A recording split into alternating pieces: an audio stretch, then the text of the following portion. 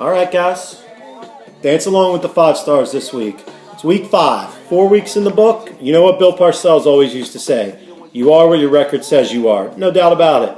Not quite the case in fantasy football. You got scheduling luck. You got injuries. You got guys that just aren't clicking yet.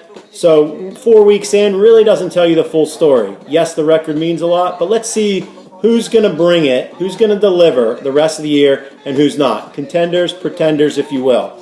But we're going to do a little different twist on that. So those teams that may have a good record or may look good on paper, but there's smoke and mirrors there, we're going to put them under the label of... You a douchebag. There you have it, guys.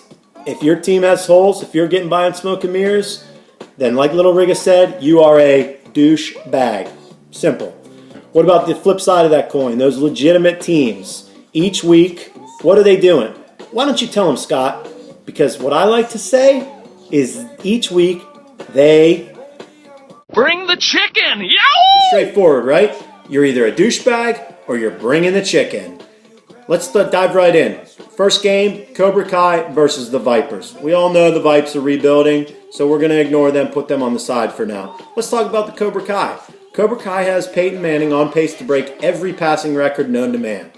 He's got Marshawn Lynch doing okay. He's got Julio Jones doing okay. Why is he in last place?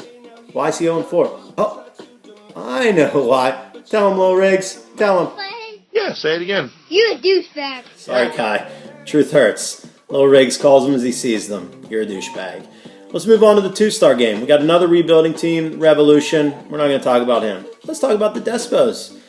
That old man, he might be on his deathbed, but he somehow managed to put together another real team.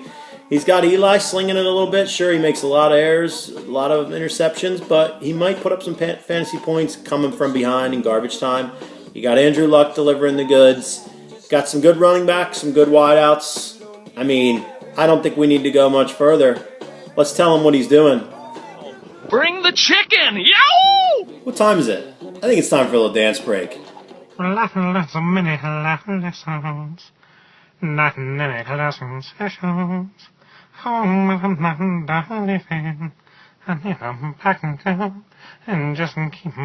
anybody, other than maybe Jesse or the writers of that song, Bling and DC, have any idea what he just said?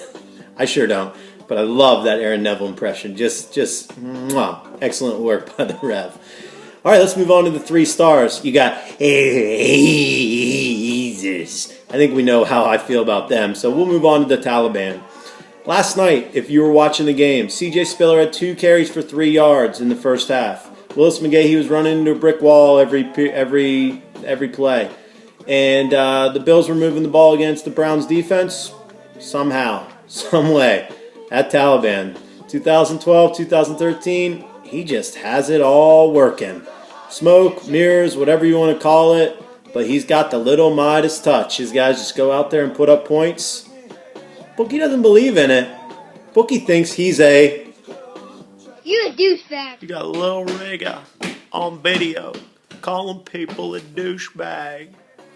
Good 4-star matchup here. We got the Rigas and the Blings both sitting at 2-2. Let's see what they have to say about this game. Riga, what are your thoughts? What are you going to do this week? That's right.